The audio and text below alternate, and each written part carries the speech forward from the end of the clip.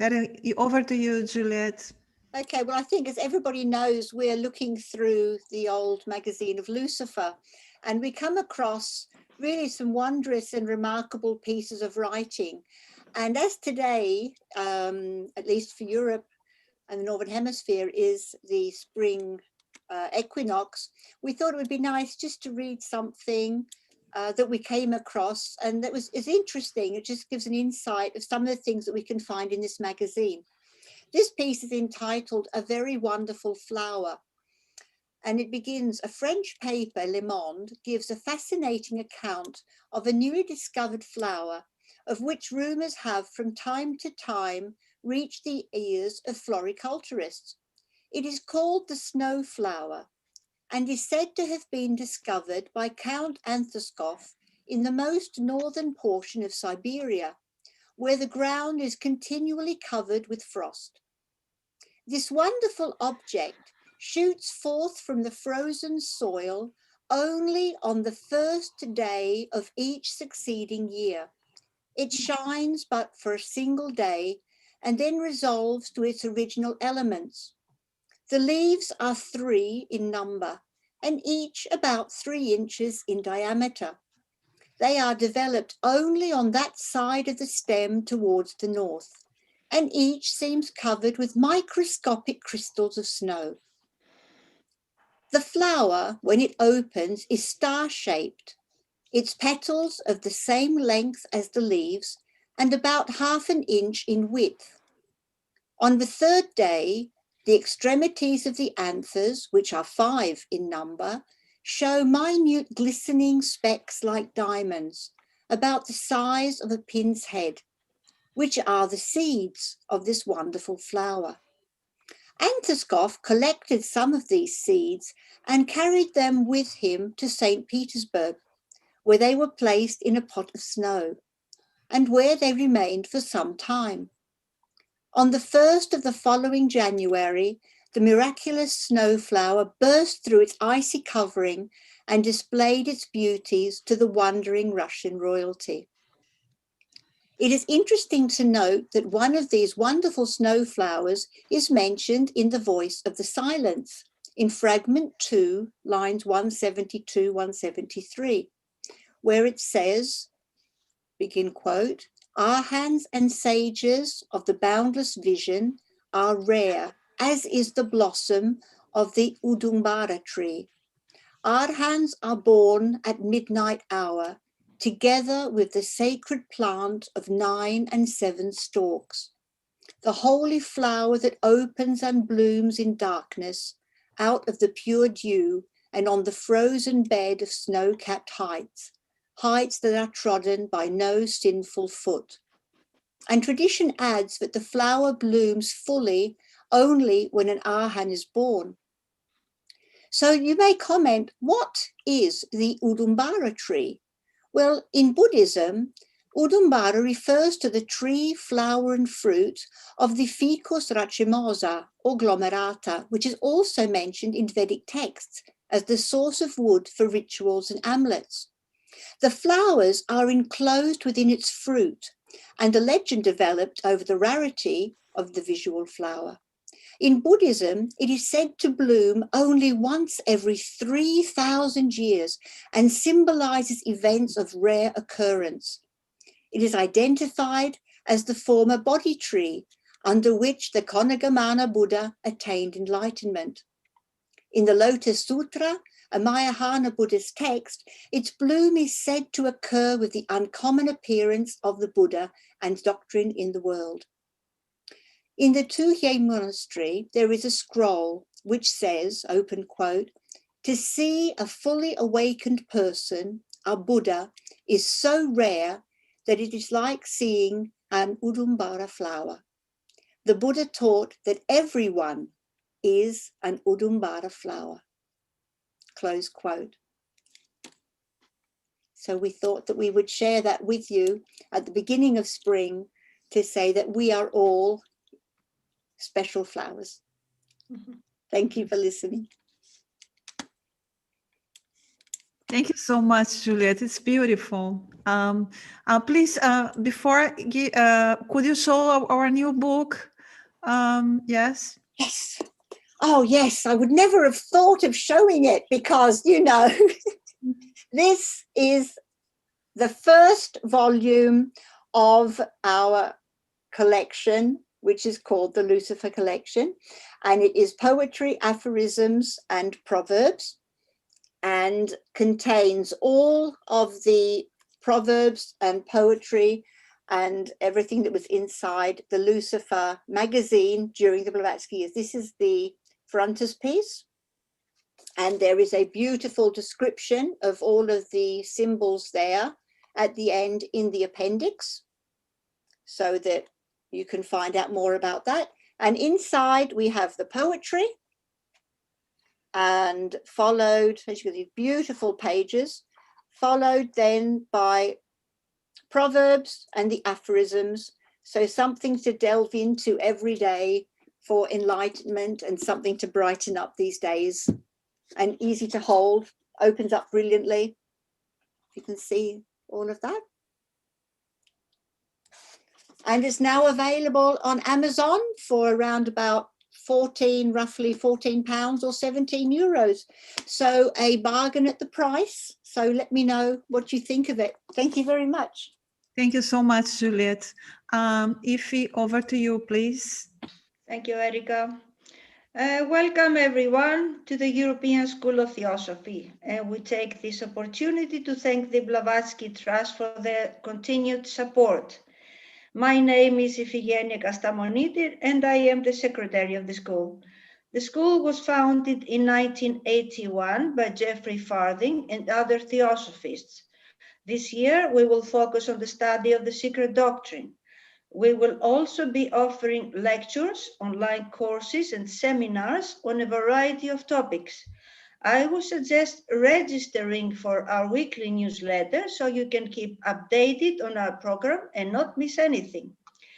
The European School is a not-for-profit organization, and the large majority of our programs are free of charge. So please support the work of the school by making a donation. Online lectures, but not seminars, are also transmitted live on our YouTube channel, and you can register to our channel by visiting the link you see on the chat. Today, our Sunday lecture is with Keith Pritsker, entitled The Secret Doctrine, A Timeless Guide to Self-Discovery, Part 1. Next Sunday, the 28th of March at 4 p.m. GMT, 1 hour before the lecture, we will have our monthly appointment with the Healing Circle, facilitated by Juliet Bates. If you would like to participate or wish to include a name in our healing book, please send an email to eustheosophy@gmail.com. Furthermore, the Sunday lecture at 5 p.m. GMT will be exceptional, as we are extremely honored to have as our special guest the International President of the Theosophical Society, ADYAR, since 2014, Tim Boyd, who will deliver his lecture on the practice of inspiration. Please check our newsletter for all details. Also, please be aware of the time change this weekend, as clocks go forward 1 hour on the 28th in many European countries. So London, for example, London time will differ to GMT time. Now, the USD's beautiful version of Practical Vegetarian Cookery from 1897, written by Countess Constance Wachtmeister and Kate Buffington Davids, the first vegetarian book published in California, is now available on Amazon. But hot off the presses is the first volume of the much anticipated Lucifer Collection, the Blavatsky years 1887 to 1891, entitled Poetry, Aphorisms, and Proverbs, compiled from Lucifer magazine. It is a must-have that you can order now from Amazon. It is the book that our Juliet just showed to you. The way today's meeting will be conducted is that your microphones will be muted and you will not be able to unmute yourself. After the lecture, if you would like to ask a question, you can either write it on the chat or use the raise hand icon option in the participants. Your microphone will then be unmuted so that you can ask your question. If you need to leave the conference room during the lecture, please do so without announcing it on the chat so as not to disturb the proceedings. Thank you for listening so far, and now it is my honor to introduce our speaker, Keith Pritsker. Keith is a lawyer and consultant in Los Angeles, California, working for over 30 years as a deputy city attorney for the city of Los Angeles, specializing in environmental law. In the 1980s, Keith helped to establish and then chaired the Los Angeles County Bar Environmental Law Section, the first of its kind in the nation. He has also worked for the city of Simi Valley, private clients, and law firms. He has been repeatedly honored by his peers for the quality of his work. He has also been an associate of the United Lodge of Theosophists and a member of international theosophical conferences for many years. So Keith, it is a pleasure to have you here today, and we are all looking forward to hearing about the Secret Doctrine, a timeless guide to self-discovery. Welcome once again, and let me pass the word over to you. Thank you, Virginia. It's a very kind introduction, and I also want to thank Erica for inviting me to address this prestigious group.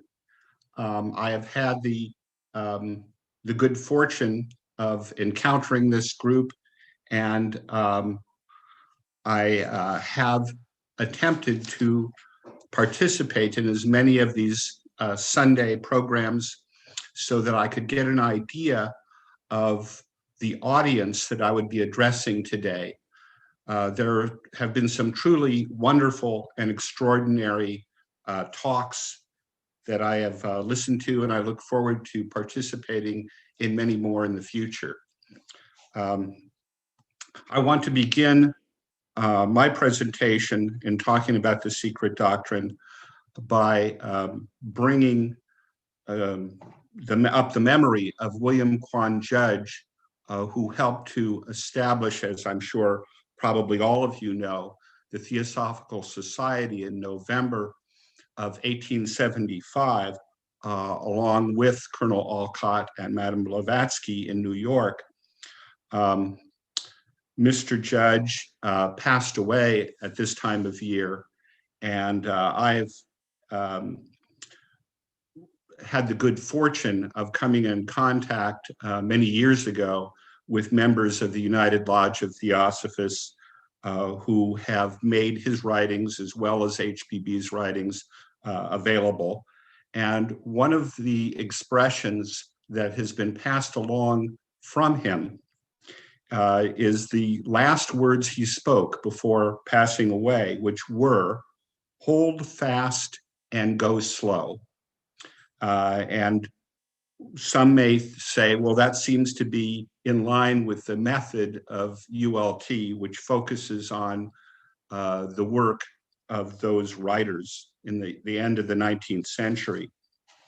In discussing this timeless guide, I'm going to focus on some comments made in a publication which maybe many of you are familiar with, and we'll find out especially when we get to questions and answers, of the Secret Doctrine and its study. At least it has been published by this title and possibly by others. These are comments made by Robert Bowen, B-O-W-E-N. He was in the Royal Navy, he was commander, and these were notes that he made in participating in a class with HPB. He wrote down these notes on April 19th of 1891, and they have been published in Theosophy magazine, volume 43, which was May of 1955, and that itself was a reprint from the Theosophical Forum of August 1932. Before I go further into that, I do want to comment on Juliet's presentation of that new book about Lucifer. I have had the good fortune of coming into my possession the first 10 volumes of Lucifer many years ago, and I am just delighted to see that you're taking so much of that material and making it available to the public.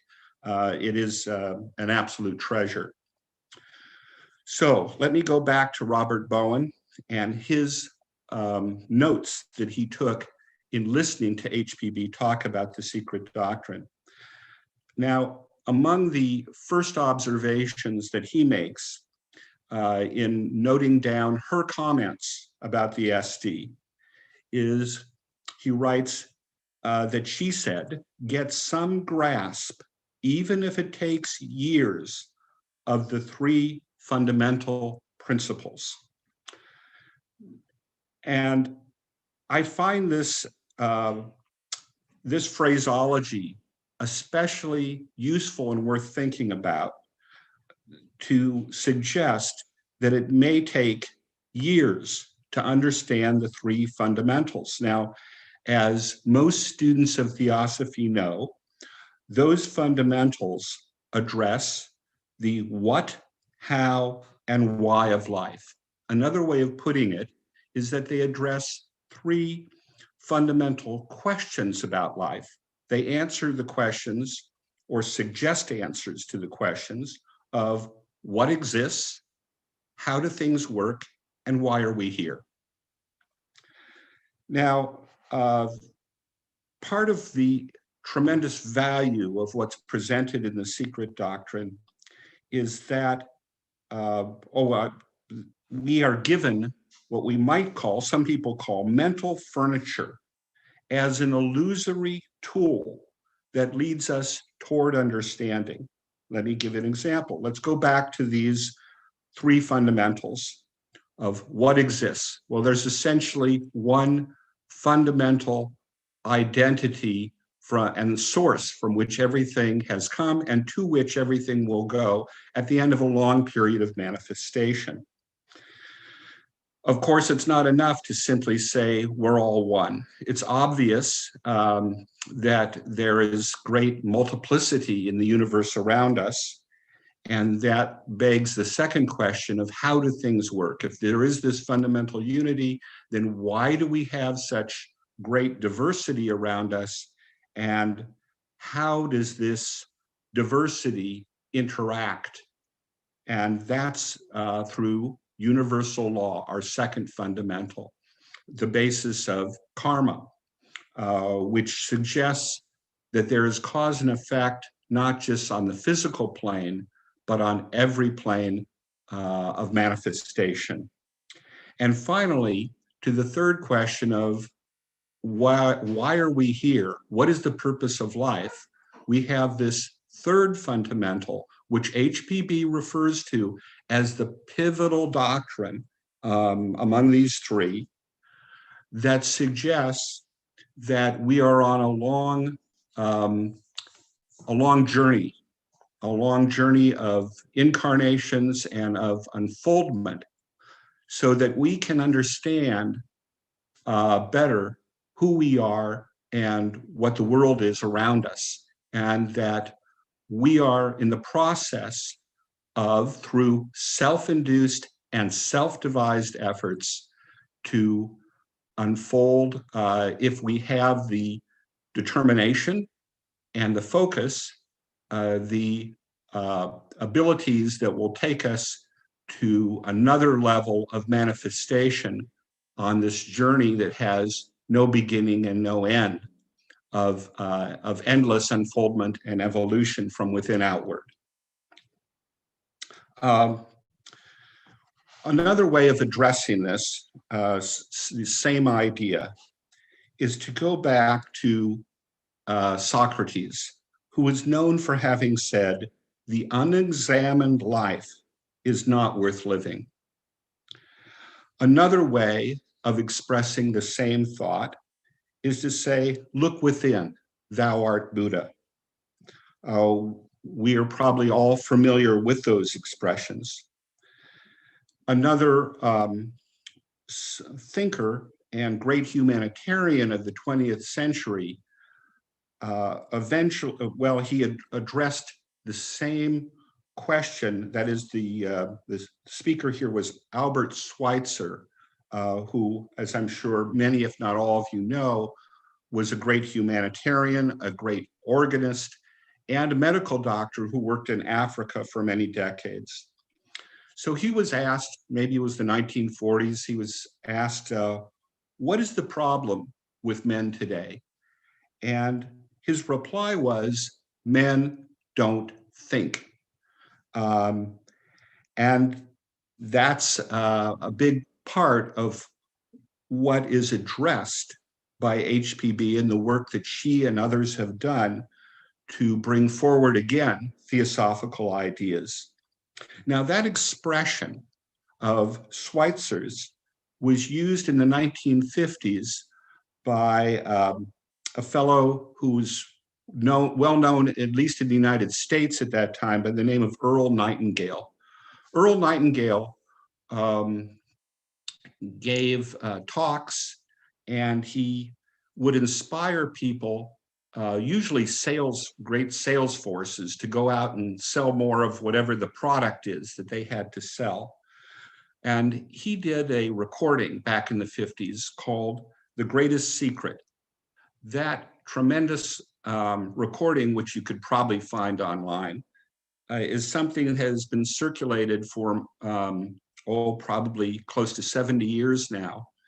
And he begins by talking about Schweitzer and then about how we can unfold these abilities. Of course, the same internal abilities that can help us to sell products can also be used to unfold more profound capacities within ourselves for our own benefit and that of humanity as a whole. We are told to meditate on spiritual truths, and we could say that is the path of the Bhagavad Gita. When we talk about meditating on truths, that refers back to HPB talking about perhaps taking years to understand the three fundamentals. Many of us have had the experience of looking at sacred texts, whether it's the Sermon on the Mount or some other profound book that we like from the East. And we find spiritual inspiration from the words that we come across. Oftentimes, we will return to those same ideas years later, and when we read the same passage again after the passage of a number of years, we will understand the same writings in a different way because we have changed. And I believe that that is part of what HPB is getting to when she's saying that we need to begin our understanding of the Secret Doctrine with those three fundamentals and try to understand them and in as many aspects as we can.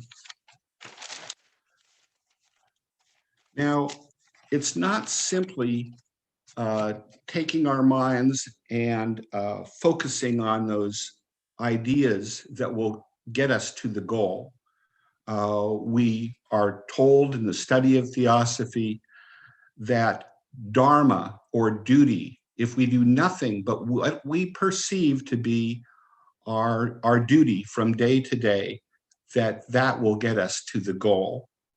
Of course, that duty has to be enlightened with the most profound understanding we can muster in who and what we are.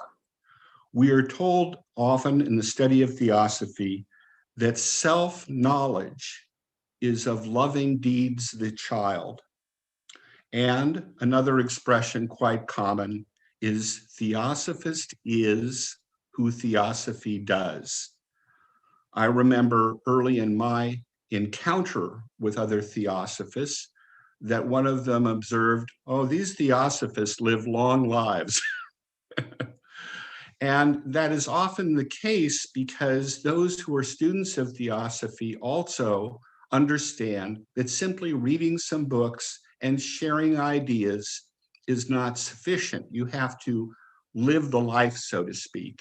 And in terms of our own physical bodies, that means caring for them just as we would the garden in our yards.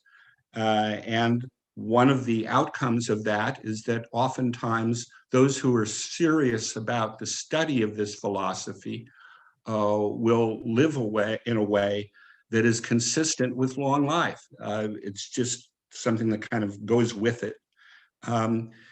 It is also interesting that you have to live that life to understand the doctrine.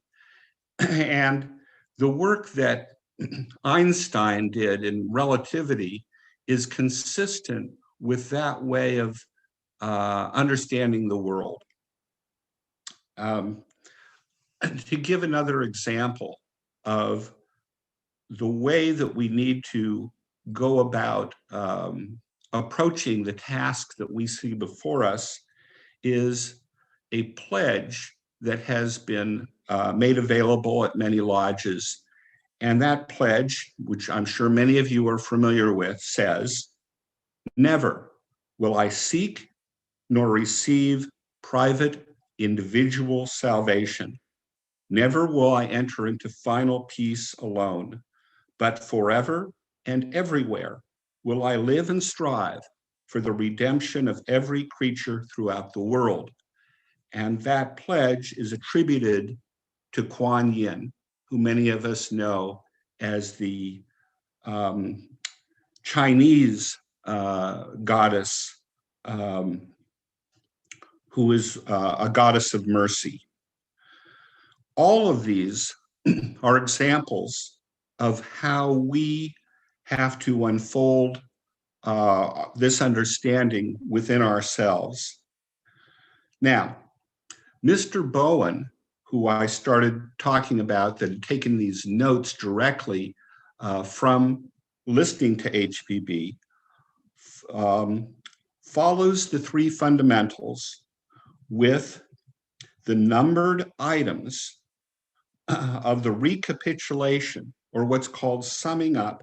That's volume 1, pages 272 to 274.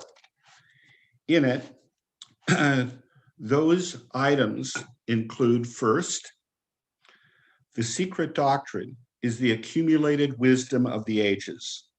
Second, the fundamental law in that system is the one homogeneous divine substance principle, the one radical cause. Third, the universe is the periodical manifestation of this unknown absolute essence. Fourth, the universe is Maya because it is temporary. Fifth, everything in the universe is conscious. And sixth, the universe is worked and guided from within outward. Then Mr. Bowen notes that HBB observed that students should then take up the preliminary notes in volume 2, which is 12 pages and includes 3 new propositions, and the summing up of volume 2. And I want to introduce those propositions, which she has at the beginning of her preliminary notes. And she says this: as regards the evolution of mankind, the secret doctrine postulates 3 new propositions which stand in direct antagonism to modern science as well as to the current religious dogmas. It teaches A, the simultaneous evolution of 7 human groups on 7 distinct portions of the globe. B, the birth of the astral before the physical body. the former being a model for the latter, and C, that man in this round preceded every mammalian, the anthropoids included in the animal kingdom. And then the summing up is the very conclusion of volume 2.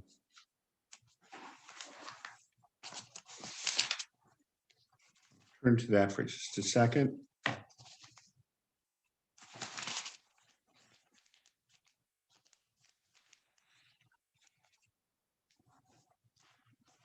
Where, among other things, he observes that these 2 volumes of Cosmogenesis and Anthropogenesis, they serve as a prologue and prepare the reader's mind for what shall now follow. As many of us are aware, volumes 3 and volumes 4 were never published by HPB. But she also observes in that same paragraph, this is on page 797, it is dogma alone which has ever been killing primordial truth. And that's part of a difficulty that is perennial. That is the recurrence of dogma in trying to understand and to live the life suggested for each of us through the study of the Secret Doctrine. Now, let me give a quick analogy in my own professional experience to what HPB has said in telling students directly when she was here how to take up the study of these, what otherwise can be very intimidating volumes. And she does say you'll get nowhere if you simply try to read through it. So my analogy is this. I've had the experience of litigating a lot of cases over the years, and oftentimes judges will give us a page limit on the briefs that we have to submit. And I once had the experience of having a judge who said, you can write as much as you want. He said, I'm going to consider what you said, whatever you have to say, by what I call the eyes glazed over test. At some point, I'm going to stop reading whatever you submitted because my eyes are just going to glaze over and I will stop reading. Now, when the judge said this to us, and it was unusual for a judge to take such an attitude, when we wanted to make an argument to that judge, the way that we did it is we simply argued the same thing 3 times. We took all of our arguments and boiled it down into 3 pages, and then we took the same arguments and explained it in 6 or 7 pages, and then maybe we had 30 or 40 pages altogether. Similarly, HPB, in telling her students to focus on these particular aspects of the Secret Doctrine of the 3 fundamentals, and then the summing up, and both the proem and the conclusion of volume 2, has done something in a similar way. She has focused our attention rather on that which is the pith and marrow of what the Secret Doctrine is about. Now, one other aspect that I want to bring into this discussion is the concept of epistemology. And as I'm sure most, if not all of you know, epistemology is the study of how we know what we know. And we are told as students of theosophy that the way that we learn and grow as students of this philosophy is through the application of analogy and correspondence. HBB often says that these propositions are given out as ideas, as something to think about. and that no student should accept any idea unless it agrees with whatever they think is in their own mind, that each person's mind is sacred, and it is up to each of us to figure these things out for ourselves. Consequently, there are no hard and fast formulations. I once had a professor who was a student of theosophy who talked about bridging the TP gap. That is the gap between theory and practice. And that's something that we all struggle with regularly. How do we take these ideas as best we understand them and apply them to our own lives from day to day? It's a constant challenge. If we fall, that's where sometimes the idea of dogma comes in, where the concepts have been solidified into a formal idea or formulation of the idea to which the individual mind is not able to figure things out for itself, but simply recites a rote incantation. Sometimes theosophists run amok through what I will refer to as the shiny object approach to theosophy, which is something we all need to avoid. To give you an example of what I call the shiny object approach, we know that when HPB was on the scene, that she would and could move things about within a room, that she would sometimes use abilities that ordinary people don't have to get the attention of an audience, to try to make other points. And as a result of doing that, there were a number of students who said, wow, that's very cool. We would like to do that too. We would like to form what we call a miracle club. And HPB said, and her teachers said, we don't want to have anything to do with that type of an organization because that's not the purpose of what we're about in trying to share these concepts with the world. Unfortunately, in every generation, there are those people who look for the shiny objects, or they're distracted by what we might call the shiny objects. To give an example closer to our own time, there are those who go in for something called past life regression analysis, where you go to someone and they may be able to help tell you who you were in a prior life. Those who have been students of this philosophy for some time know that that kind of knowledge is something that will come to us when we are ready to receive it, when we have sufficiently overcome the limitations of the personal nature to not be overwhelmed by the knowledge of who we have been in the past. Finally, Robert Bowen concludes his observations, grab the volume, by making this statement. The true student of the Secret Doctrine is a jnana yogi, and this path of yoga is the true path for the Western student. It is to provide him with signposts on that path that the Secret Doctrine has been written.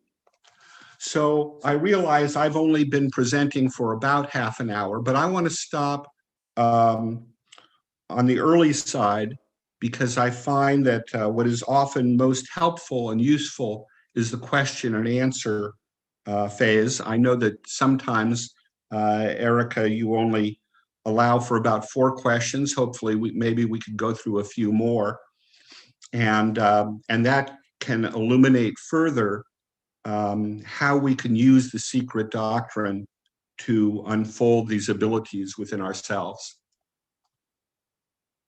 Thank you so much, Keith. Yes, we can go to as many questions as you wish to answer. So we are opening for questions now. If you have any question, please, you can now unmute yourself if you wish, and then you can write on the chat or raise your hand or use the mic.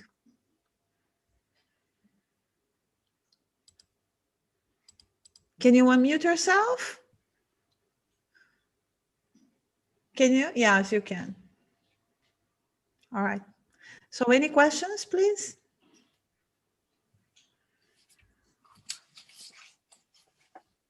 Oh, there is silence. I hope I didn't put them to sleep. I'm sure you didn't. Oh yeah, Janet. Janet Lee has a question. Yes, please, Janet, over to you. I'm not sure whether my video is working, so apologies for that, but I think most of you have seen me before, so you know what I look like. That was very interesting. Thank you very much, Keith. I wanted to just ask you about past life regression, because it's quite a complex question in a sense, because